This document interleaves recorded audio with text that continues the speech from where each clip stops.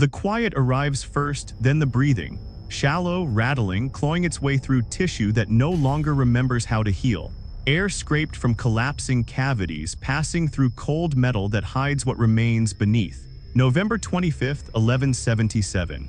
Before you stands an adolescent, fingers curling uselessly around worn leather straps. Those hands, wrapped in cloth that began the morning pale as prayer candles, now carry the color of old iron. Under the linen, meat separates from structure. White gleams through gaps where skin has surrendered. This affliction doesn't simply end life, it dismantles identity, erasing you fragment by fragment while consciousness persists. That silver covering across his features serves function, not vanity. What it conceals would turn seasoned warriors to stone. 3 miles forward, the skyline has vanished. 26,000 mounted fighters bleed across the valley floor, their numbers so vast the rising dust mimics coastal fog drifting inland. Standards crack in the wind, emerald, obsidian, amber, like predatory wings circling. The Sultan Saladin commands them. 40 years old, undefeated, so confident he's already dispatched word to Damascus describing the celebration. Behind the masked youth, 500 armored riders, nothing more.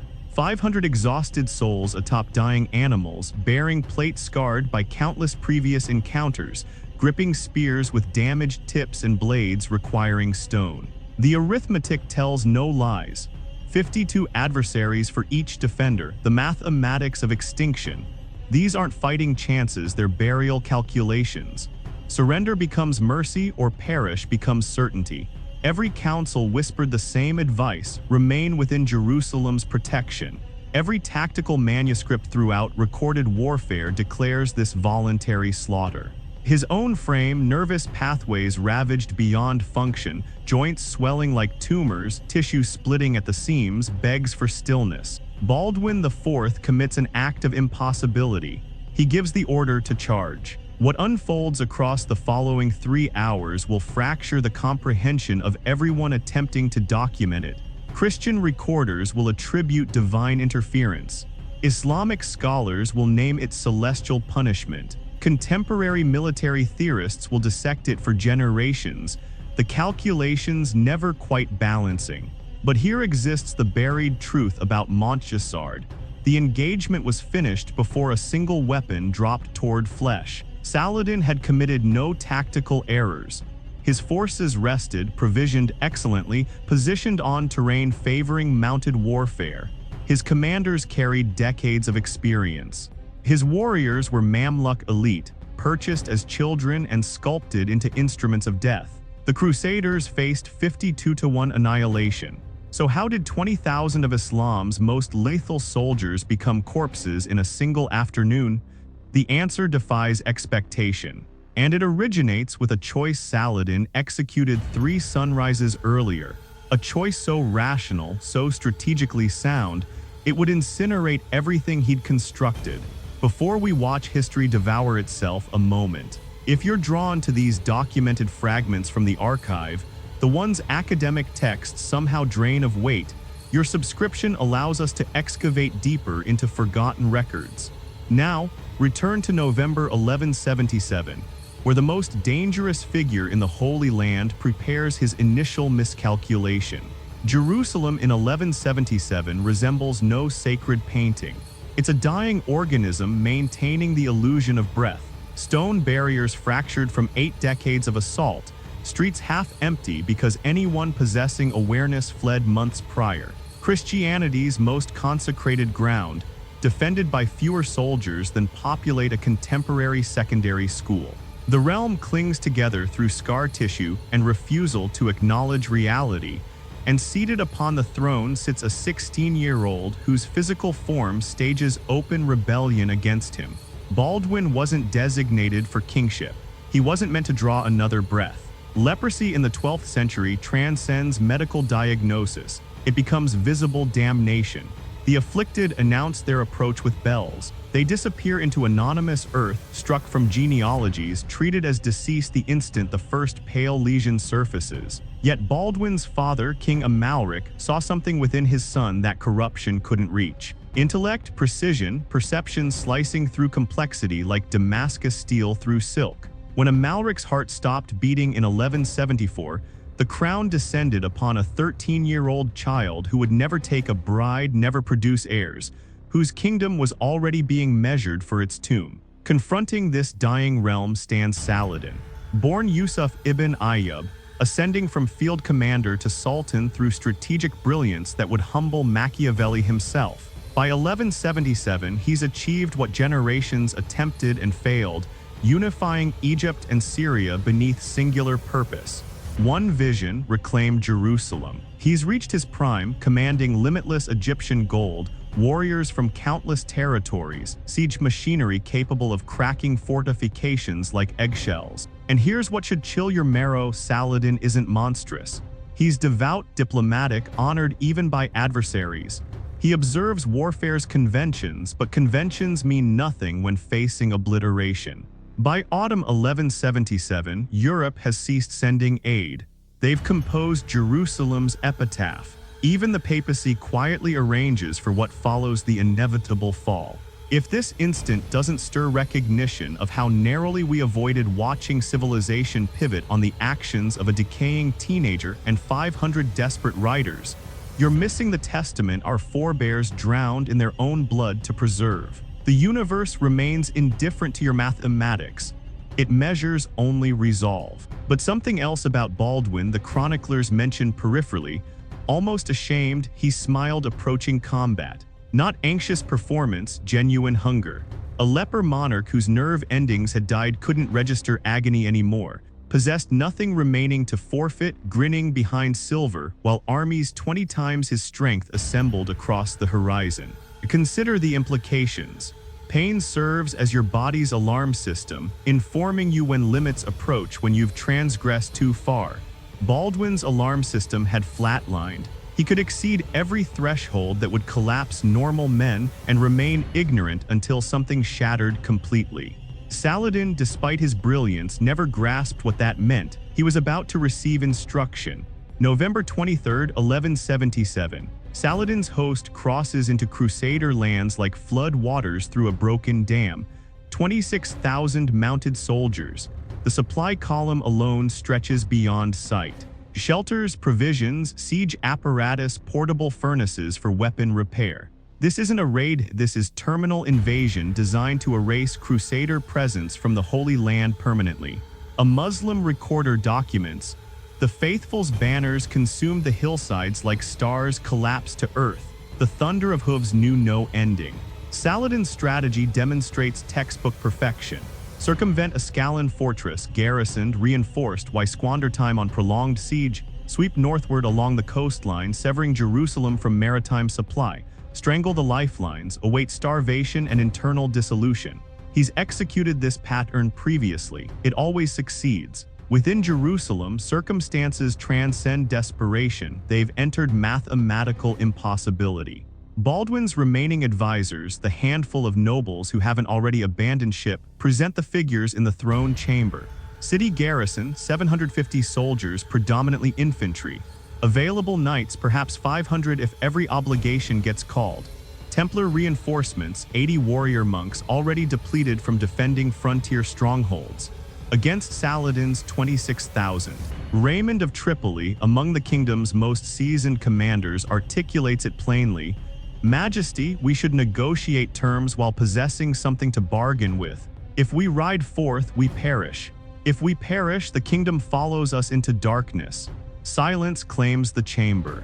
Baldwin sits collapsed in his throne. Standing beyond a few minutes causes joints to inflate and fracture. His advisors observe him trembling with the effort of maintaining vertical. But understand what he's weighing here. If he remains sheltered behind Jerusalem's barriers, the city might endure weeks, potentially months with careful rationing. But Saladin will incinerate every hamlet, every farmstead, every chapel within 50 miles. The civilian population will suffer gradually, horrifically. If he rides forward with 500 knights, they die swiftly. But Saladin's army, occupied massacring knights in open engagement, might lack time to devastate the countryside. The peasantry might survive long enough for European aid to materialize. This isn't choosing between victory and defeat, It's choosing between dying with meaning or dying slowly while witnessing everyone else suffer first. Baldwin raises his head. The silver mask captures torchlight. Raymond, how rapidly can Saladin's force maneuver when dispersed for foraging? The question confuses everyone present. Raymond's brow furrows. Slower than standard majesty. They'd require time reforming ranks, but... And if we strike them while scattered? The chamber goes frigid. My lord, respectfully, Raymond gestures toward Baldwin's wrapped hands, his wasted frame. You can barely mount without assistance. My hands can grip reins, that's all they need to accomplish. What transpires next gets documented by multiple sources, Christian and Muslim alike, because what transpires next seems so insane that nobody accepts it until enemy chroniclers verify every detail. November 24th. Baldwin IV transported on a litter because his legs can't manage palace steps. He's conveyed to the royal armory. Knights assist fastening his armor. His hands have deteriorated so severely the fingers won't close properly. They're forced to bind the sword to his wrist using leather thongs.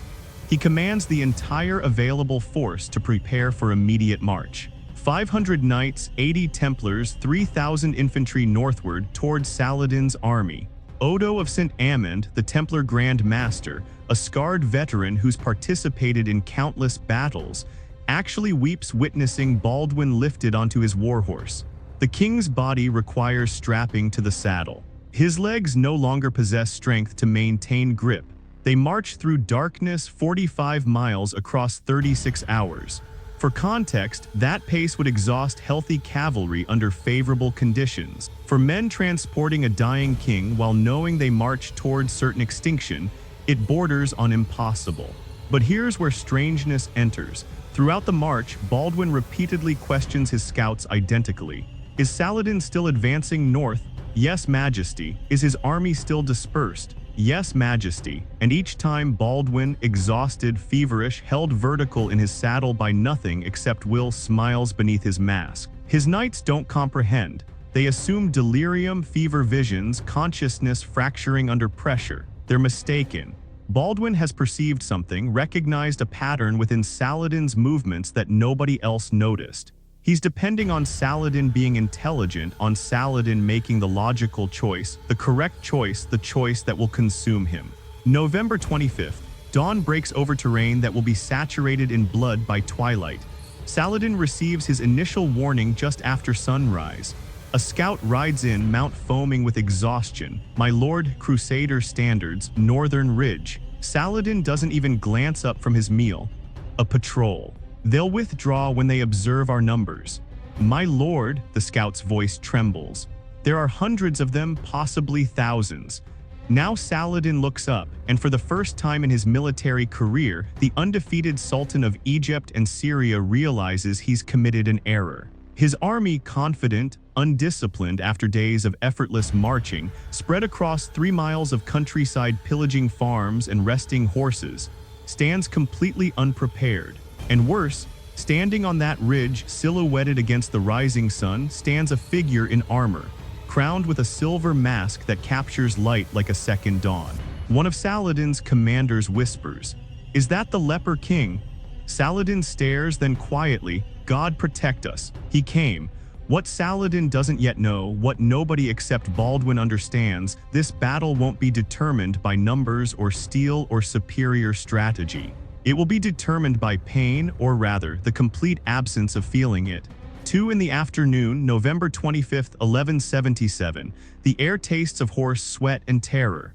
Baldwin's 500 knights have formed a wedge. At the point, 80 Templars in white surcoats marked with blood-crimson crosses. Men who have sworn oaths never to retreat, never to surrender, never to beg mercy. Behind them, exhausted secular knights who said farewell to their families yesterday, knowing they'd never return. And at the front of this impossibly outnumbered formation, strapped to his horse like a corpse being transported for burial, Baldwin IV. His advisors are screaming at him one final time. "Sire, we can still withdraw. Regroup at..." Baldwin raises his bandaged right hand. The gesture shouldn't be possible, his fingers barely function. But somehow, impossibly, he raises that hand high enough for 500 men to witness it. and he drops it forward. The signal to charge. You're one of those knights in that instant. You're about to charge 26,000 warriors. 52 enemies for every one of you. The mathematics of your death are already calculated. You'll be remembered as courageous perhaps, but primarily just deceased. Leading you is a 16-year-old boy whose body is literally decomposing off his skeleton, who requires binding to his horse to stay mounted, who should be in a monastery somewhere praying for peaceful death, not on a battlefield. But then you witness something that transforms everything. As the charge initiates, as 500 horses surge forward and the earth begins trembling, Baldwin leans forward in his saddle.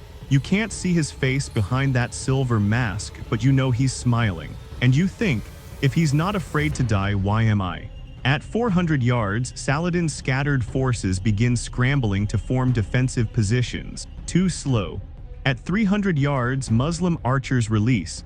Arrows descend like black rainfall. Knights drop. Horses shriek and tumble. The charge doesn't slow. At 200 yards, Saladin himself is shouting commands, attempting to rally his center. His elite Mamluks, 8,000 slave soldiers trained from childhood to kill, are forming ranks as rapidly as possible. But they're terrified, not of the numbers of the madness charging toward them. At 100 yards, Baldwin commits an act no chronicler can explain. He draws his sword. His hands don't function. The blade is bound to his wrist. He shouldn't be able to lift it, but he raises that sword above his head. And 500 knights behind him witness their dying king holding steel to the sky. And they scream, not a battle cry, but something primal, something that sounds like fury and grief and faith all burning together. At 50 yards, Muslim horses begin backing up. Animals know. They smell death approaching. At 10 yards, Muslim soldiers in the front ranks throw down their weapons and run. 2:15 in the afternoon. The Templar wedge strikes Saladin's center like God's fist punching through parchment. The sound isn't what you'd expect. It's not clean metallic ringing. It's wet, crunching. Full of screaming. Horses, men, the air itself seems to be screaming. In the first 30 seconds, 300 Mamluks simply cease to exist, trampled beneath charging warhorses bred specifically to be weapons, speared through by lances moving at full gallop, crushed beneath the weight of men in full armor moving at 20 miles per hour. But here's where it becomes unbelievable. The charge doesn't stop. Cavalry charges are supposed to hit hard, wheel away, regroup. It's basic tactics taught to every knight from childhood. The Templars keep going. They drive through the Muslim center like a blade through flesh. And behind them, Baldwin's secular knights pour into the gap, widening it, turning it into a wound that won't close. 2:30 in the afternoon. Saladin's center, 8,000 warriors who have never lost a battle breaks, not retreats in good order, not falls back to secondary positions. Breaks, men throwing down weapons, tearing off armor because it's too heavy to run in, trampling each other in panic to escape those white and red crosses that just keep coming, keep killing, don't stop, won't stop, can't be stopped. Saladin himself is screaming at his officers, "Reform, reform the line." Nobody's listening because something impossible is happening. That dying boy on the dying horse is cutting through their ranks like he can see the future. And his knights are following him like he's opened a road straight to paradise. And everywhere the silver mask turns, Muslim warriors flee. And here's where Baldwin's smile finally makes sense. Those ravines cutting through the plain, the ones Saladin hadn't bothered scouting because he assumed he'd never need to retreat, they're funneling the fleeing Muslims into natural kill boxes. Knights pursue, and suddenly thousands of warriors are trapped in narrow canyons with steep walls, trampling each other, suffocating under the weight of their own panic. A Christian chronicler will later write, "The ravines filled with bodies like wells filling with water until the dead made bridges for the dying to cross." A Muslim historian will confirm it. "We fled into the earth's mouth and the earth devoured us." 3 in the afternoon. Saladin's personal guard, 2,000 of the finest warriors in the Muslim world, men sworn by sacred oath to die before leaving their sultan, sees the Templars coming and they run. Saladin, abandoned, surrounded, does the only thing he can do. He finds a racing camel, faster than a horse in sand, and flees. The Sultan of Egypt and Syria, who'd never lost a battle, who commanded 26,000 men that morning, is running for his life on a pack animal. By 4 in the afternoon, it's finished. 20,000 Muslim warriors lie dead or dying across 3 miles of blood-soaked earth. Another 6,000 have scattered into the desert, abandoning weapons, armor, supplies, anything that might slow them down. Of Baldwin's 3,500 men who fought, 1,100 are dead. Heavy losses, but they've won. They've accomplished the impossible. When they finally pull Baldwin from his horse, he's unconscious. The straps holding him in the saddle are the only reason he didn't fall during the battle. His bandages are soaked through with blood, wounds torn open by the sheer physical stress of wielding a sword his hands shouldn't have been able to hold. The knights think he's dead. Odo of St. Amand, the Templar Grand Master, checks for breath, finds it barely. He's openly weeping as he says to the knights gathered around, he can't feel pain, that's how he did it. He can't feel his body breaking, so he never stopped. He never knew when to stop. You've just watched 500 men defeat 26,000. Not because they were stronger, not because they had better equipment, not because they were more numerous, because they followed a boy who'd already lost everything except his will to fight. If that doesn't remind you how much one moment, one decision, one person can change everything, then you're not paying attention to the lesson written in blood across that field. Subscribe to Grimoryx because these aren't just stories, they're warnings about what happens when human will collides with human calculation. But here's what nobody tells you about Montgisard: Saladin didn't stay defeated. And Baldwin had won the battle but lost something far worse in the process. The night after Montgisard, Jerusalem burns candles in every window. Church bells ring for 72 hours straight. Priests call it a miracle. Peasants who'd been preparing to flee are dancing in the streets. Baldwin IV is being hailed as a second Judas Maccabeus, the warrior who saved God's people against impossible odds. But in the royal chamber, physicians are arguing over whether to amputate. The stress of the battle has accelerated Baldwin's leprosy catastrophically. Tissue that was merely damaged is now necrotic, infections spreading through flesh that can't heal properly. His hands, which somehow gripped a sword for 3 hours, are swollen twice their normal size, weeping pus through the bandages. He's 16 years old, and his body is dying faster now because of what he did to save his kingdom. The material gains from Montgisard are staggering. Saladin abandoned his entire supply train. Tents, weapons, gold, food for 26,000 men. All of it becomes Crusader property overnight. The Templars alone capture enough military equipment to outfit every Christian fortress in the Levant. Saladin's war chest, literal tons of gold meant to pay his soldiers for the coming siege of Jerusalem, now funds the Crusader kingdom for 2 years. Castles that were preparing surrender terms are suddenly fortifying walls again. European kingdoms that had written off Jerusalem start sending reinforcements. For the first time in decades, the Crusader states aren't just surviving, they're winning. But in Cairo and Damascus, the loss is catastrophic. Saladin's reputation, built over 15 years of careful conquest and diplomatic maneuvering, shatters overnight. Muslim chroniclers struggle to explain it. How does the Sword of Islam lose 20,000 warriors to 500 knights? Ibn al-Athir writes, "This was the most terrible catastrophe to befall the believers in this age." Another chronicler is more blunt. God turned his face from us that day. The real damage isn't military, it's psychological. Saladin had united the fractured Muslim world under one principle: inevitable victory. One march, one battle, and Jerusalem would return to Islamic rule. Now, emirs in Egypt are quietly negotiating separate peace deals.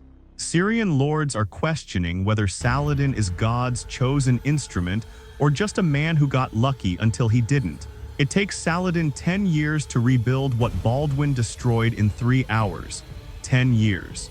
But here's the part that should haunt you: Baldwin's doctors tell him he has maybe 6 months to live, a year at most. The disease is too advanced. The battle accelerated deterioration beyond any hope of recovery. He lives 8 more years, 8 years of increasing agony, losing his sight, losing mobility, eventually unable to even hold a pen or feed himself. But his mind, crystal clear until the very end. And during those 8 years, he defends Jerusalem against Saladin 3 more times, never with more than 1,000 knights, never losing. There's a moment in 1183, 6 years after Montgisard, when Saladin and Baldwin meet under a truce flag to negotiate prisoner exchanges. Baldwin is carried on a litter. He's blind now, can't walk, can barely speak above a whisper. Saladin looks at this broken boy who's haunted him for years and says something that Muslim chroniclers faithfully recorded. "I do not understand how God could give such a mind to such a body." Baldwin's response, whispered through a translator because his voice is too weak to carry, "Perhaps so that when I win, no one can claim it was by strength alone." Saladin rides away in silence. And here's the final twist that reframes everything. When Baldwin IV finally dies in 1185, aged 24, body destroyed, legacy secured, Saladin waits exactly 2 years. Then he conquers Jerusalem. Without Baldwin, the Crusader estates collapse in months. The kingdom he saved with 500 knights at Montgisard falls apart without him because he was the kingdom. His successors lose in years what Baldwin defended for 8. So did he win, or just delay the inevitable? Montgisard teaches something that terrifies military historians. Numbers don't matter as much as we think they do. The Pentagon has entire departments dedicated to calculating force ratios, logistics, material advantage. We've built civilizations on the idea that more is better, that mathematics dictates outcomes. And then you have November 25th, 1177, 500 against 26,000, and the 500 win. Not because of superior tactics, though Baldwin's were brilliant. Not because of terrain advantage, though he used it masterfully. Not because of better equipment, because they didn't have it. They won because one dying boy refused to accept that mathematics determines fate. Baldwin IV understood something we've forgotten. The human will, when pushed past the point of self-preservation, when freed from the fear of pain because pain no longer registers, becomes a force that logic can't calculate. He couldn't feel his body breaking, so he never knew when to stop. And 500 men, watching their king fight despite a body that should have collapsed hours earlier, decided that if he wouldn't quit, neither would they. We live in an era obsessed with probabilities. Algorithms tell us what stocks to buy. Polls predict elections before votes are cast. Models forecast wars based on GDP and troop numbers.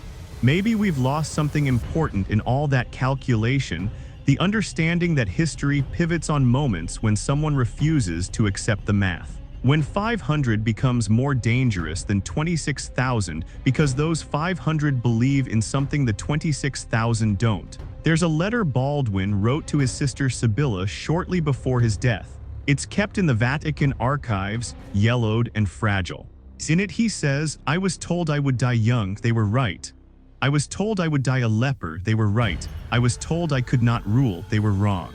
Perhaps God gives us diseases to show us that flesh is temporary, but will is eternal.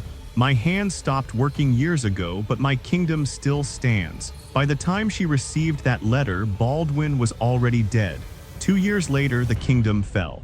But for 8 years that shouldn't have happened, 8 years that defied medical possibility, one dying boy held back an empire. You've just witnessed one of history's most fragile victories.